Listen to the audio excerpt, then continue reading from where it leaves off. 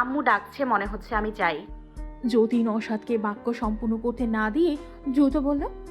তারপর এক প্রকার সটকে পড়ল সেখান থেকে তড়িঘড়ি করে। নওশাদ হতাশ হয়ে জ্যোতির যাওয়া দেখতে লাগলো। 2 দিন পর শাহরিয়ার আধা ঘন্টা লাগিয়ে লম্বা একটা শাওয়ার শেষে তোয়ালে দিয়ে গা মুছতে মুছতে বের হলো। মিররের সামনে দাঁড়িয়ে চুল মুছতে মুছতে হঠাৎ ভাইব্রেশনের আওয়াজ পেয়ে মিরর দিয়েই বেডে তাকালো। কল এসেছে দেখে দ্রুত বেডের কাছে গিয়ে হাতে নিল ফোনটা। স্ক্রিনে ইলিয়াস নামটা জলজল করছে। এটাকে রাকিব হাবাটার বদলে নিয়োগ দিয়েছে সে। কল রিসিভ করে কানে ঠেকিয়ে বলল, হ্যাঁ বলো। স্যার, আমি আধা ঘন্টার বেশি সময় ধরে আপনাকে কল করে যাচ্ছি, কল ধরছেন না একবারও। শাহরিয়ারের কপালে চিন্তার ভাঁজ পড়ল। কি হয়েছে? কোনো ইমার্জেন্সি? স্যার, ম্যাম অনেকক্ষণ আগে ওনার মাকে নিয়ে বাসা থেকে বের হয়েছেন। মানে কোথায় যাচ্ছে জানতে পেরেছো? শাহরিয়ার এক প্রকার চেঁচিয়ে জিজ্ঞেস করল। সিএনজি ড্রাইভারকে সদর হসপিটালের কথা বলতে শুনেছি, এই জন্যই আপনাকে বারবার কল দিচ্ছিলাম। ওহ নো, আচ্ছা তুমি রাখো, আমি বের হচ্ছি। বলেই ফোনটা বেড়ে ছুঁড়ে মারল এক প্রকার শাহরিয়ার। 10 মিনিটের মধ্যে কোনো মতে তৈরি হয়ে শাহরিয়ার নিজের গাড়ি নিয়ে বেরিয়ে পড়ল উদ্ভ্রান্তের ন্যায়। মস্তিষ্কে হানা দিচ্ছে ভীষণ ভয়ানক ভয়ানক ভাবনা, যেগুলো শাহরিয়ার ভাবতেও চাইছে না। মনে এক অশনি সংকেত কু রাখছে বারংবার তার। জ্যোতির পেটে এক গাদা চিপচিপে ধরনের নীলচে ঠান্ডা জেল দিয়ে ট্রান্সড্রুসার নাড়াচাড়া করছে একজন মহিলা সোনোগ্রাফার। সামনের মনিটরে মানব ভ্রূণের সাদা কালো হালকা অবয়ব দৃশ্যমান হচ্ছে। সাথেই রত্না বসে আছে। হঠাৎই কেবিনে হুড়মুড় করে কেউ একজন ঢুকলো। এই এই এখানে হচ্ছে কি? সবাই বিস্মিত হয়ে তাকিয়ে দেখলো শাহরিয়ারকে। রাগে মুখের অবয়ব অদ্ভুত হয়ে আছে তার। পেছন পেছন দরজায় থাকা মেয়েটাও ঢুকে কাঁচুমাচু হয়ে পড়ে। ম্যাম, আটকাতে চেয়েছি, কিন্তু সবাইকে এক প্রকার ধাক্কিয়ে ভেতরে ঢুকে পড়েছে। শাহরিয়ার ক্রুদ্ধ হয়ে বলল, অ্যাবর্শন করানোর জন্য এসেছো তাই না? এই আপনি আপনি কিভাবে সায় দিচ্ছেন এটাই? হ্যাঁ, মামলা করব আমি, আপনাদের সবার নামে মামলা করব। এই হাসপাতাল একেবারে বন্ধ। একদমে উত্তেজিত হয়ে কথাগুলো বলে হাঁপাতে লাগলো শাহরিয়ার। মহিলার নাম রেবেকা। তিনি হতভম্ব হয়ে এক প্রকার জ্যোতিদের একবার শাহরিয়ারকে দেখছে। জ্যোতি অপ্রস্তুত হয়ে শুষ্ক কণ্ঠে মিনমিন করে বলল, বাচ্চার বাবা। রেবেকার রাগার কথা থাকলেও তার ভীষণ হাসি পেল পাগলাটি ধরনের এই পুরুষটির আচরণে। আপনি প্লিজ শান্ত হন মিস্টার। শাহবাজ, শাহরিয়ার শাহবাজ। মিস্টার শাহবাজ, আপনি শান্ত হন। এখানে কে অ্যাবর্শন করাচ্ছে? এখানে তো আলট্রা করানো হচ্ছে বাচ্চার কন্ডিশন দেখার জন্য। ওই যে মনিটরে তাকান, আপনাদের বাচ্চাকে দেখা যাচ্ছে। হার্টবিট শুনবেন বাচ্চার? শাহরিয়ার মনিটরে তাকালো। মুহূর্তেই যেন সে একেবারে শীতল হয়ে গেল। নিজেকে ভারশূন্য লাগছে তার। ওই যে মনিটরে আবছা ছোট কিছু একটা দেখা যাচ্ছে, ওটা তার সন্তান। সত্যি? ভীষণ বিস্ময় নিয়ে এগিয়ে গেল শাহরিয়ার মনিটরের দিকে। স্ক্রিনে আলতো করে হাত রাখল, যেন অনুভব করতে চাইছে তার সন্তানকে। রেবেকা আবার বললেন, হার্টবিট শুনবেন বাবুর? শাহবাজ মাথা বাঁকিয়ে সায় জানায় দ্রুত শিশুদের মতো। রেবেকার লোকটার অভিব্যক্তি দেখে ঠোঁট চেপে হাসি আটকায়। তারপর ফিটাল ডপলার এগিয়ে দেয় শাহরিয়ারের দিকে। শাহরিয়ার সেটা নিয়ে কানের কাছে ধরে। ভেতর থেকে একটু ছন্দ ভেসে আসছে। শাহরিয়ার যেন অন্য জগতে চলে যায় শুনতে শুনতে। যতই শোনে মন ভরে না কিছুতেই। শুনতে পেরেছেন? শাহরিয়ারের সম্বিত ফিরে আসে। জি। পরক্ষণে উত্তেজিত হয়ে হড়বড় করে বলে, ডাক্তার, ওকে বিশ্বাস করবেন না। ও তো বাচ্চাটা রাখতেই চাচ্ছে না। ও অ্যাবর্শন করতে বললে যদি। Relax mister Shahbaz, relax. Rebecca মাঝপথে থামিয়ে দেয় শাহরিয়ারকে। আপনার ওয়াইফ প্রায় 4 মাসের অন্তঃসত্ত্বা। এই সময় অ্যাবর্শন করায়ও না কেউ সিরিয়াস কন্ডিশন ছাড়া, পুরোপুরি রিস্কি। সবচেয়ে বড় কথা, আপনার ওয়াইফের এইরকম কোনো ইন্টেনশন নেই। আপনি রিল্যাক্স হন। শাহরিয়ার যেন একটু শান্ত হলো, পরক্ষণেই জ্বলন্ত দৃষ্টিতে তাকালো জ্যোতির দিকে। জ্যোতিও পুরোটা সময় ভ্রুকুচকে তীক্ষ্ণ চোখে তার দিকে তাকিয়ে আছে। কয়েক পরক্ষীণভাবে তাকিয়ে রইল তারা পরস্পরের দিকে। প্রথমে শাহরিয়ারই চোখ ফিরিয়ে নিল। সাময়িক অবসান ঘটল তাদের নীরব স্নায়ু যুদ্ধের। হাজব্যান্ড তোমার অনেক কেয়ার করে, তাই না? টিস্যু দিয়ে উদরে থাকা থকথকে পদার্থগুলো মুছতে মুছতে প্রশ্ন করল রেবেকা। বাচ্চার। ছোট্ট করে উত্তর দিল জ্যোতি। রেবেকা ভ্রু কুচকে বলল, তোমার করে না? না করলে এভাবে হন্তদন্ত হয়ে আসতো। জ্যোতি চোয়াল শক্ত করে বলল, তাদের পরোয়া শুধু বাচ্চাকে নিয়েই, বাকি সব যাক উচ্ছন্নে, তাদের কিচ্ছু যায় আসে না। রেবেকা আর প্রশ্ন করলেন না। জ্যোতির মনস্তাপ কিছুটা অনুভব করতে পারছেন তিনি। হাসপাতাল থেকে বের হয়ে দেখল শাহরিয়ার গাড়ির নিয়ে তখনও দাঁড়িয়ে আছে। জ্যোতি সেটা দেখেও সম্পূর্ণ উপেক্ষা করে রত্নাকে নিয়ে দাঁড়ালো রাস্তার পাশে সিএনজির জন্য। শাহরিয়ার মেজাজ খারাপ করে হর্ন বাজাতে লাগলো লাগাতার। আশেপাশের মানুষ তীর্যক দৃষ্টিতে তাকিয়ে রইল সেদিকে। জ্যোতি দাঁত কিরমির করে বলল, আম্মু, তাকে গিয়ে বলো নাটক না করে চলে যেতে। যাও, কুইক। রত্না হন্তদন্ত হয়ে এগিয়ে গেলেন গাড়ির কাছে। গাড়ির জানালায় উকি দিয়ে বলল, এরকম করছো কেন? এটা হাসপাতাল না, এখানে রোগীরা আসে, তাদের সমস্যা হবে। আপনার মেয়েকে বলেন কোনো নাটক না করে চুপচাপ আপনি সহ গাড়িতে উঠতে। বাসা অবধি আমি নামিয়ে দিব। রত্না পড়লেন ফ্যাসাতে। বিভ্রান্ত হয়ে বললেন, ও উল্টো তোমাকে বলেছে নাটক না করে ফেরত যেতে। এখন কি করব আমি? শাহরিয়ার মেজাজ খারাপ করে বলল, আন্টি, ওকে বলুন চুপচাপ গাড়িতে উঠতে। আমি এখানে কোনো তামাশা করতে চাইছি না, কিন্তু ও যদি চায় তাহলে বড় রকমের তামাশা করতেও আমার গায়ে বাঁধবে না। রত্না ফোঁস করে নিঃশ্বাস ছাড়লেন। এ দুটো নাটক শেষ হবে কবে? কেউ কারো চেয়ে কম না। দ্রুত মেয়ের কাছে এগিয়ে গিয়ে বললেন, চুপচাপ গাড়িতে উঠো, নয়তো বড় রকমের তামাশা হবে। তোর তামাশা মজা লাগছেও, আমার লাগবে না। বলেই জ্যোতির হাত টেনে হড়হড় করে গাড়ির কাছে নিয়ে এলেন। জ্যোতি ফোঁস করে বলল, সিন ক্রিয়েট ছাড়া জীবনে পারে কি? রত্না চোখ গরম করে তাকালেন মেয়ের দিকে। জ্যোতি চুপ করে গেল। রত্না গাড়ির দরজা খুলে ভেতরে গিয়ে মেয়েকে ধরে গাড়িতে বসাতে গেলেন। এমন সময় শাহরিয়ার বলল, ওকে সামনের সিটে বসতে বলুন। জ্যোতি তীক্ষ্ণ কণ্ঠে বলল, আমি বসবো না ওখানে। তোমার কি আমাকে ড্রাইভার মনে হচ্ছে? নিজেই তো শখ ড্রাইভ করে নিয়ে যেতে চাচ্ছেন। ড্রাইভার মনে হবে না তো কি মনে হবে? আমাকে রাগাবে না বলে দিচ্ছি। ভালোই ভালোই আমার পাশের সিটে বসো। আপনার তো চাবিতে সবসময় রাগ উঠেই থাকে, নতুন করে রাগানো কি আছে? আচ্ছা, অসভ্য হয়েছে তো তুমি। আপনি এ পর্যায়ে রত্না ধমকে উঠলেন। জ্যোতি, চুপচাপ আমার সিটে গিয়ে বস। মায়ের ধমক খেয়ে থমকে জ্যোতি তাকালো রত্নার দিকে। মা ও দিন দিন তার সাথে বেইমানি করছে। মানা যায় এসব? রেগে তাকালো শাহরিয়ারের দিকে। শাহরিয়ার ভ্রু নাচিয়ে ইশারা করলো, ঠোঁটে তার বিজয়ের আভাস। রাগে পিত্তি জ্বলে গেল জ্যোতির। গজগজ করতে করতে গাড়ির দরজা খুলে ভেতরে বসে ঠাস করে আটকে দিল। আস্তে, দরজার কিছু হলে তোমাকে দিয়ে ঠিক করাবো। জ্যোতি জ্বলন্ত দৃষ্টিতে তাকালো শাহরিয়ারের কথা শুনে। অভদ্র লোকটা দরজার চিন্তা করছে।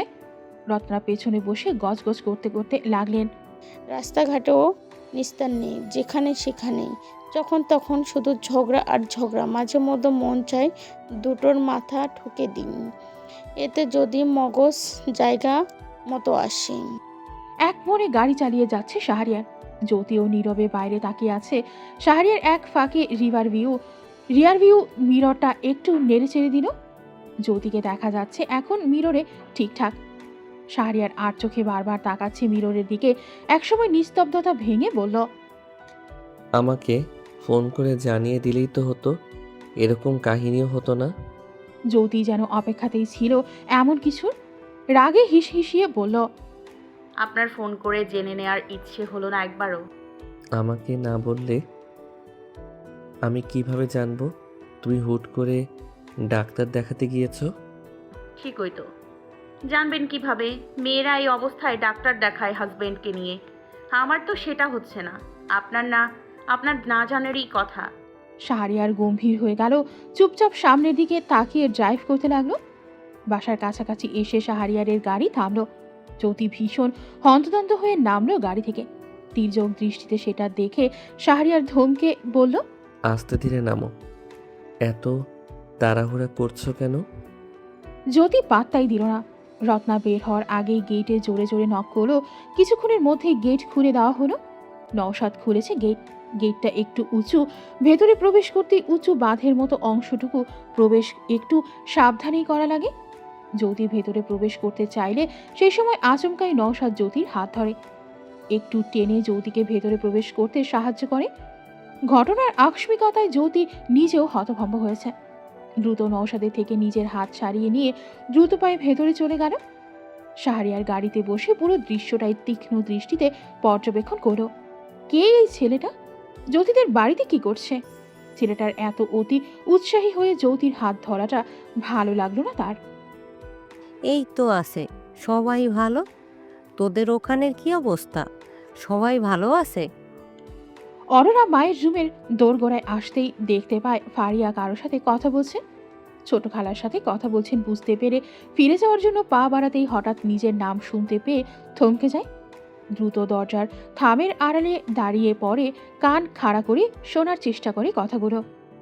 অরুর বিয়ের কথা তো আমিও ভাবছি, কিন্তু শাহরিয়ারের ঝামেলা শেষ না হওয়া পর্যন্ত এই বিষয়টা ধরতে ইচ্ছে করছে না। হ্যাঁ, ডিভোর্সই হবে, এটা ফাইনাল। শাহরিয়ারের ঝামেলা শেষ হোক, তারপর দেখব অরুর বিষয়টা। মাহমুদ। ফারিয়ার মুখের ভঙ্গি পরিবর্তন হয়ে গেল অকস্মাৎ। একটু চিন্তা করে বললেন, শাহরিয়ারের বাবা তো এখনো লন্ডনে, আসুক, তখন কথা পেরে দেখব ক্ষণ। অরোরার কপালে চিন্তার রেখা পড়ল।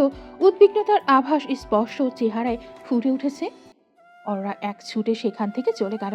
তার দুশ্চিন্তা তরতর করে বাড়ছে। শাহরিয়ার বাসায় পৌঁছানোর পর থেকেই অস্থির বোধ করছে কোনো কারণ ছাড়াই। রুমে কিছুতেই শান্তি মিলছে না দেখে সে ব্যালকনিতে গেল। ব্যালকনিতে আসা হয় না তার খুব একটা। জ্যোতি অবশ্য রুমের থেকে ব্যালকনিতেই থাকতে বেশি স্বাচ্ছন্দ্য বোধ করত। ব্যালকনির দেওয়াল ঘেঁষে কয়েকটা ফুলের টব রাখা, কিন্তু দীর্ঘদিন পানি ও অযত্নের অভাবে সেগুলো সেই কবেই অক্কা পেয়েছে। মাটি পর্যন্ত শুকিয়ে খটখটে হয়ে গেছে। শাহরিয়ার মনোযোগ দিয়ে কিছুক্ষণ সেগুলো দেখলো, পরে উঠে ব্যাতের দোলনাটায় বসলো। জ্যোতি যখন ছিল তখন এখানে বসে থাকতো ফাঁক পেলেই। শাহরিয়ারের কানে সর্বক্ষণ একটা ছন্দ বাজছে, নতুন প্রাণের ছন্দ। ঘুরে ফিরে সে ওই মুহূর্তটায় চলে যাচ্ছে যখন সে প্রথম তার সন্তানের হৃদস্পন্দন শুনেছিল। জ্যোতির তীক্ষ্ণ দৃষ্টিও তার চোখে ভাসছে বারংবার। হঠাৎ দরজায় নক হলো। শাহরিয়ার রুমে গিয়ে দরজা খুলে দেখলো ফারিয়া দাঁড়িয়ে আছেন। শুন, তোর সাথে কিছু কথা আছে। শাহরিয়ার পাশে সরে মাকে ভেতরে প্রবেশের জায়গা করে দিল। ফারিয়া ভেতরে ঢুকে সোফায় বসলেন। শাহরিয়ারও মায়ের থেকে একটু দূরে আর্ম চেয়ারে বসল। কি হয়েছে?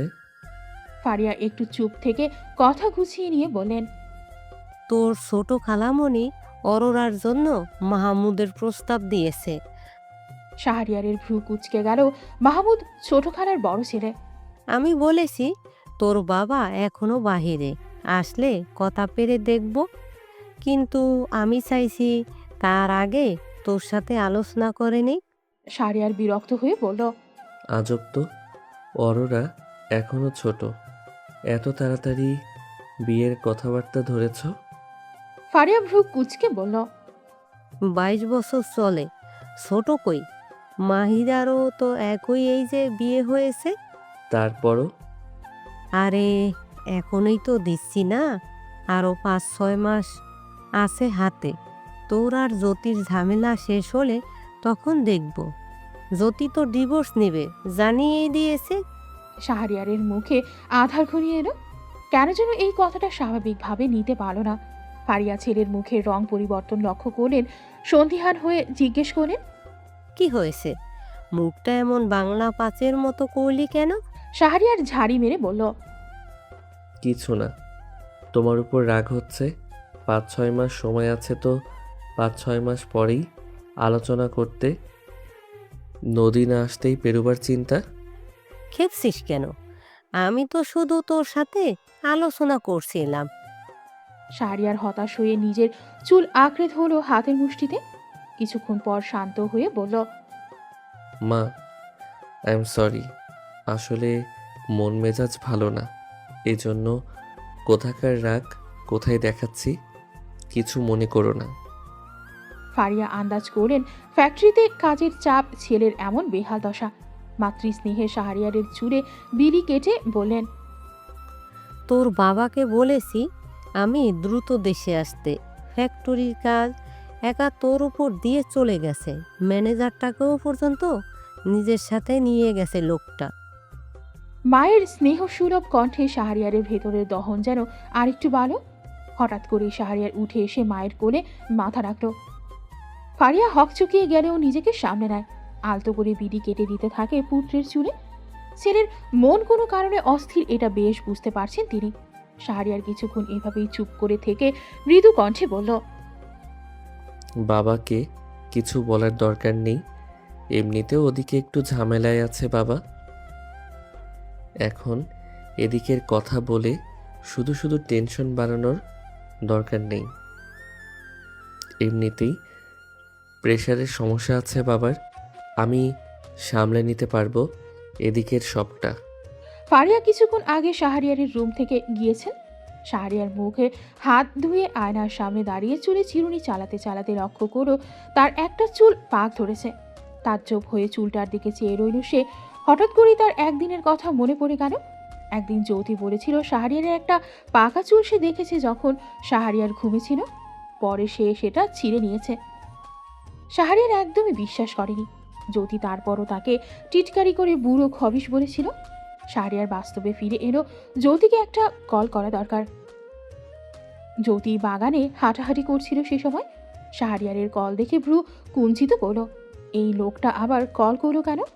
ঘন্টা দুয়েক আগেই তো দেখা হয়েছে। ফোন রিসিভ করে কাঠ গলায় বলল, হ্যালো। সালাম আসে না মুখে না, এগুলো কি ধরনের অভদ্রতা? শয়তানকে সালাম দিতে যাব কোন দুঃখে? কথাটা মনে মনে বললেও মুখে বলার সাহস পেল না জ্যোতি, তাই চুপ করেই রইল। নেক্সট অ্যাপয়েন্টমেন্ট কবে আমাকে জানিয়ে দিও, আমি সহ যাব ডাক্তারের কাছে। কোন সুখে? আম্মুই নিয়ে যেতে পারবে আমাকে। বার্গেনিং না করলে হয় না তোমার? নিজেই তো বলেছিলে এই সময় মেয়েরা হাজবেন্ডের সাথে ডাক্তার দেখাতে যায়, এখন পোলট্রি খাচ্ছ কেন? জ্যোতি চুপ করে রইল। শাহরিয়ারও কিছুক্ষণ নীরব থেকে বলল, তোমাদের বাড়িতে ওই ছেলেটা কে ছিল? কোন ছেলে? শাহরিয়ার চিবিয়ে চিবিয়ে বলল, গেইটে তোমার হাত ধরেছিল যে? জ্যোতি হকচকিয়ে গেল। এটা কখন দেখলো শাহরিয়ার? কাজিন। শাহরিয়ার কিছুক্ষণ চুপ থেকে যেন বিষয়টা ধরতে পেরেছে এমন ভঙ্গিতে বলল, 1 মিনিট, তুমি একবার বলেছিলে তোমার এক কাজিনের থেকেও সম্বন্ধ এসেছিল তোমার জন্য, এটাই সে, তাই না? এই জন্যই এত উঠছিলে ডিভোর্সের জন্য।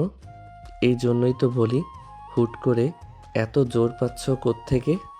জ্যোতি হতভম্ব হয়ে শাহরিয়ারের কথাগুলো শুনল। হতভম্ব ভাব কাটতেই এক অপরিসম রাগ তীর তীর করে বাড়তে লাগলো জ্যোতির অভ্যন্তরে। একদিন খুব সরল মনেই কথায় কথায় শাহরিয়ারকে বলেছিল তার এক কাজিনের প্রস্তাব এসেছিল তার জন্য, কিন্তু বাবা রাজি হয়নি। ওটা নওশাদ ছিল না, কিন্তু শাহরিয়ার ঠিকই এই কথা ক্যাচ করে বসে আছে। জ্যোতি উষ্মা নিয়ে বলল, সমস্যা কি আপনার? এত সন্দেহবাতিগ্রস্ত হলে কবে থেকে? কখনো ডাক্তার দেখাতে গেলে সন্দেহ করেন, অ্যাবর্শন করাতে গিয়েছি, কখনো আবার চরিত্র নিয়ে সন্দেহ করেন। কি হয়েছে আপনার? শাহরিয়ারও রাগ নিয়ন্ত্রণ করার চেষ্টা করলো না, রেগে মেগে বলল, এসবের কারণ কি তুমি নও? অ্যাবর্শনের কথা কি আগ বাড়িয়ে তুমিই বলনি? তুমি বলনি তোমার কাজিনের জন্য তোমার বিয়ের প্রপোজাল এসেছিল? জ্যোতি রাগে কথার খেই হারিয়ে ফেলল। পরিস্থিতি আরও উত্তপ্ত হওয়ার আগেই ফোন কেটে দিল সে। পর মুহূর্তেই আবার কল ব্যাক করলো শাহরিয়ারকে। শাহরিয়ারও একবার রিং হতেই রিসিভ করলো। Go see a priest artist, you really need it. বলেই শাহরিয়ারকে কিছু বলতে না দিয়ে ঠাস করে ফোন কেটে দিল জ্যোতি। উফ, ধৈর্যের বাঁধ ভেঙে যাচ্ছে তার। কিভাবে সহ্য করছে এতদিন ওকে? জ্যোতি চমকে গিয়ে পই করে পেছনে ঘুরলো। নওশাদ? আপনি এখানে আড়ি পেতে আমার কথা শুনছিলেন? নওশাদ জবাব দিল না জ্যোতির প্রশ্নে, পাল্টা বলল। তোমার ধৈর্য দেখে আমি অবাক হচ্ছি। তোমার তো আরও আগে ডিভোর্স দেওয়ার দরকার ছিল ওকে। জ্যোতিও নওশাদের কথার জবাব না দিয়ে আগের কথায় খেই ধরে বলল। আপনি এখানে আড়ি পেতে আমার কথা শুনছিলেন? আপনি লুকিয়ে আমার কথা শুনছিলেন কেন? খুবই বাজে হ্যাবিট এটা। নওশাদ হতাশ হয়ে বলল। আমি এমনিই এসেছিলাম এখানে। তোমার কথা বলতে দেখি ফিরে যাওয়ার সময় শুনছি আমার ব্যাপারে কথা হচ্ছে। জ্যোতির চুল ছিঁড়তে ইচ্ছে করলো রাগে। ফোনের ভলিউম অনেক হাই ছিল, তার উচিত ছিল ভলিউমটা কমিয়ে রাখা। তাও ভালো, সময় থাকতে থাকতে সঠিক সিদ্ধান্ত নিচ্ছ। জ্যোতি বিরক্ত হয়ে বলল।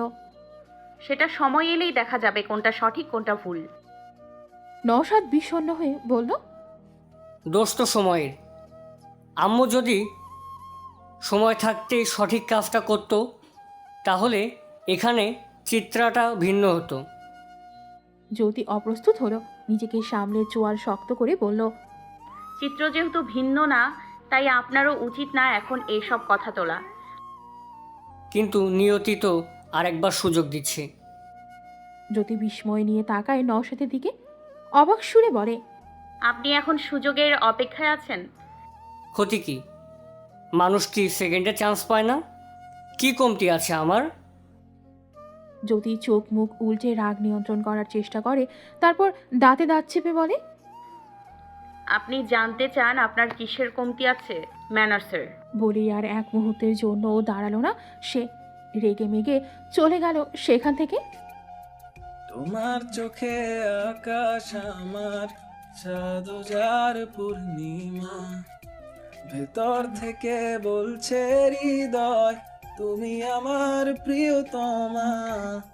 তোমার চোখে আকাশ আমার চাঁদ যার পূর্ণিমা, ভেতর থেকে বলছে হৃদয় তুমি আমার প্রিয়তমা। ও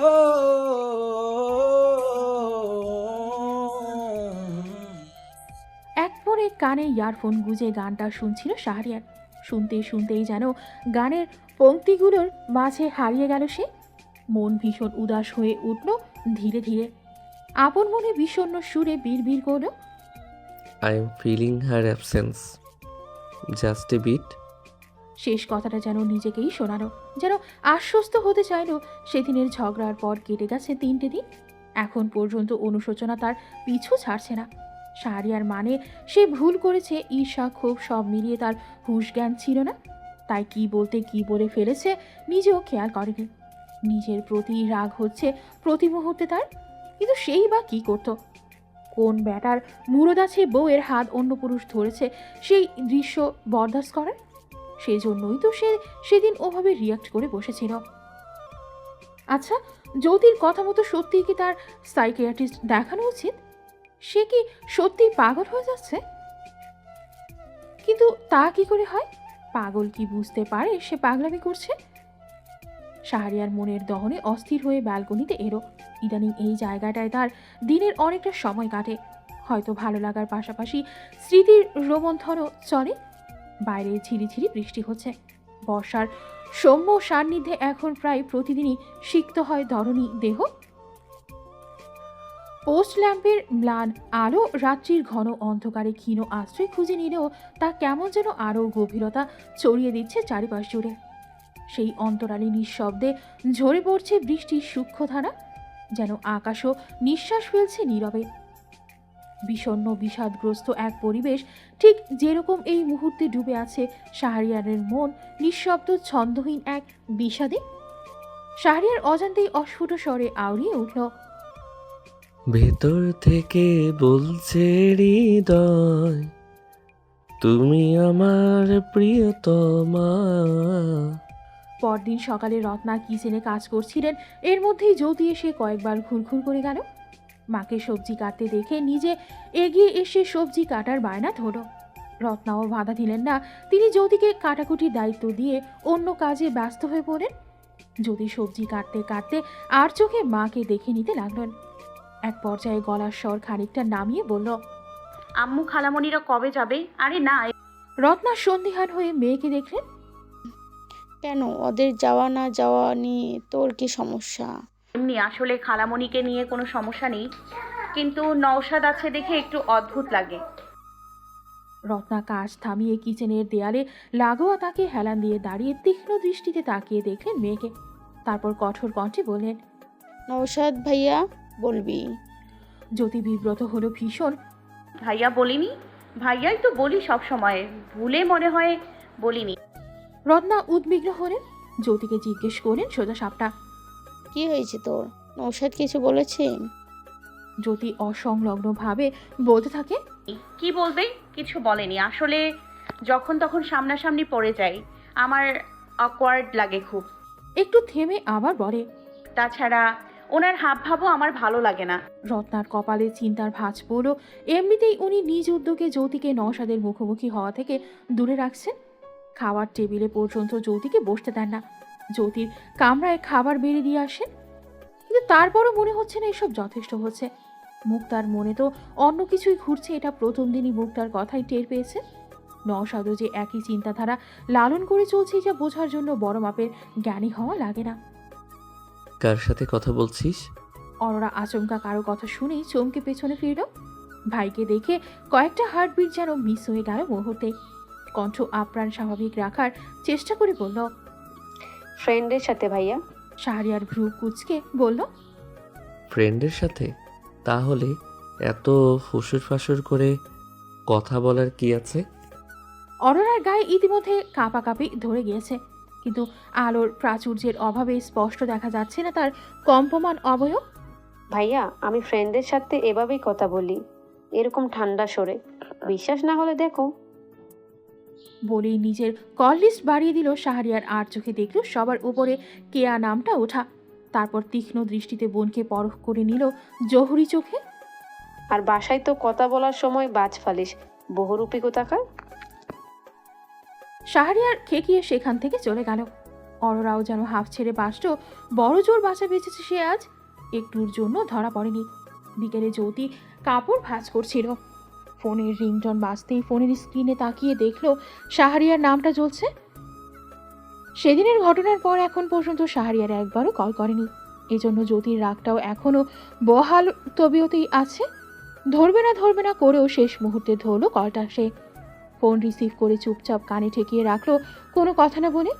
শাহরিয়ারও চুপ থেকে অপেক্ষা করলো জ্যোতির কথা বলার, কিন্তু সে কিছু বলছে না দেখে নিজেই জিজ্ঞেস করলো, কেমন আছো? শরীরের কন্ডিশন কি এখন? ভালো। আপনি আমার হালচাল জানার জন্যই কল দিয়েছেন এখন? শাহরিয়ারও চুপ মেরে গেল, কিছুটা মৌন থেকে বলল, আসলে তোমার কাছে অ্যাপোলোজাইজ করার ছিল। সেদিন সারাদিন যা হয়েছে তার পুরোটার জন্যই আমি দুঃখিত। আসলে সারাদিনের ঝামেলার কারণে মাথা ঠিক ছিল না আমার। সারাদিন ঝামেলাও তো সেই আপনি করলেন। আপনি সবসময় পরিস্থিতি এমন ঘোলাটে করবেন, তারপর ক্ষমা চাইবেন, আর অপরপক্ষ আগের সব ভুলে অনায়াসে আপনাকে ক্ষমা করে দেবে, তাই তো? এটা কি মগের মুল্লুক? আশ্চর্য হলেও সত্যি জ্যোতির এত কটাক্ষের পরেও আজকে শাহরিয়ার শান্ত রইল। কোনো রকম হুম্বিতম্বি ছাড়াই জ্যোতির ভৎসনা শুনে গেল। কিছু বলছেন না কেন? তুমি বলো, আমি শুনছি। এমনিতেও দোষ আমারই। জ্যোতি অবাক হলো শাহরিয়ারের এমন শান্ত কণ্ঠ শুনে। তাদের মধ্যে ঝামেলা শুরু হওয়ার পর থেকেই শাহরিয়ারের এমন শান্ত স্বর সে শোনেনি ধরতে গেলে। জ্যোতি নিজের ভাবনা নিজের মধ্যে রেখেই বলল, আপনার আর কিছু বলার নেই, আপনি ফোন রাখতে পারেন। সরি, অ্যাকসেপ্ট করেছো? জ্যোতি কাঠ কাঠ গলায় উত্তর দিল।